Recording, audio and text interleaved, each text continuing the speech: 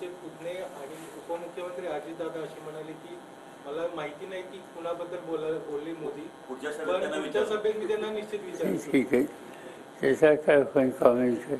प्रश्नाची मोदी काय बोलले. इंडिया आघाडीचं सरकार आल्यानंतर साहेब, इंडिया आघाडीचं सरकार आल्यानंतर 5 वर्षात 5 पंतप्रधान करणार असं ते प्रत्येक भाषणात म्हणाले. हा जावेश्वर लावला कुठे, त्याची चर्चाही झाली नाही.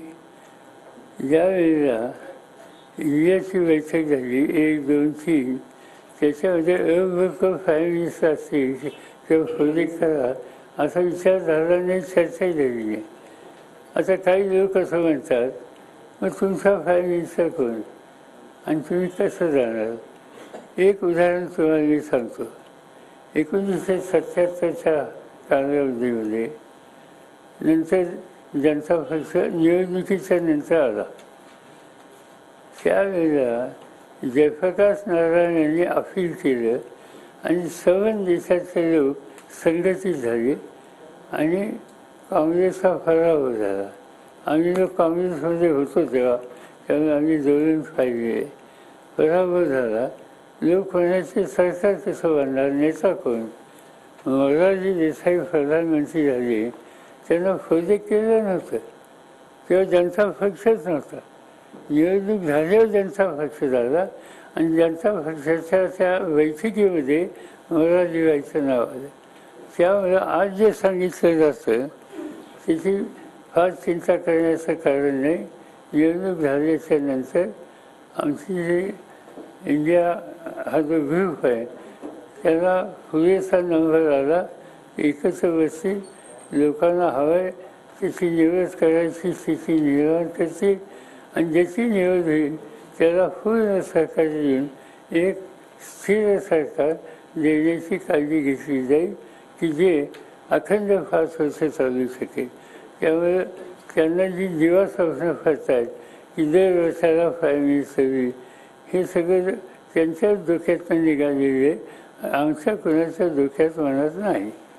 ज्या पद्धतीनं नरेंद्र मोदी असतील, अमित शहा असतील किंवा इतर जे त्यांचे नेते भाजपचे नेते असतील, ते ज्या पद्धतीनं विकास कामांचं मार्केटिंग करायला लागलेले आहेत, त्या पद्धतीनं काँग्रेस, राष्ट्रवादी किंवा आपल्यालाही ते जमलं नाही अशा पद्धतीनं बोललं जाते. नेमकं काय सांगा. असं बोलण्याच्या संबंधी वाचेल ते बोलण्याच्या संबंधीचं वैशिष्ट्य त्यांचं, विशेषतः मोदींचं.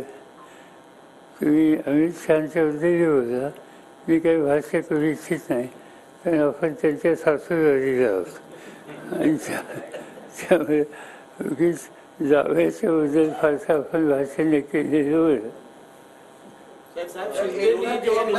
एकनाथ शिंदे यांनी ज्यावेळी बंड केलं होतं त्यावेळी उद्धव ठाकरे यांनी फडणवीसांना फोन करून पाठिंबा देण्याची तयारी दर्शवली होती. 2 वेळा फोन देखील केले होते असं नुकतेच देवेंद्र फडणवीस म्हणालेले आहेत. काय नेमकं याच्यातलं खरं आहे? मला माहिती नाही काय त्या दोघांचं बोला चालली, पण देवेंद्र फडणवीस अनेक गोष्टी ज्या सांगतात त्या आम्हाला कफोत कल्पित असतात, पण त्याचं फॅक्च्युअल पोझिशन मला माहिती नाही, त्यामुळे मी क्लिअर भाष्य करू शकत नाही. राज्यामध्ये भाजपनं ठाकरे गट असेल किंवा तुतारी विरोधात मोस्टली उमेदवार देणं टाळलेलं आहे. तिथे काँग्रेसचे बहुतांश काँग्रेसच्या विरोधात भाजप लढते. कुठेतरी सहानुभूतीबद्दल भीती वाटते त्यांना. असं आहे की आम्ही सगळे अपोजिशनचे लोक एकत्र बसलो त्यावेळेला आम्ही हा विचार केला की उगी जागा मागायच्या नाही. जिथं निवडून येण्याची शक्यता आणि भाजपचा पराभव नक्की करण्याची शक्यता ज्यांची आहे त्यांना संधी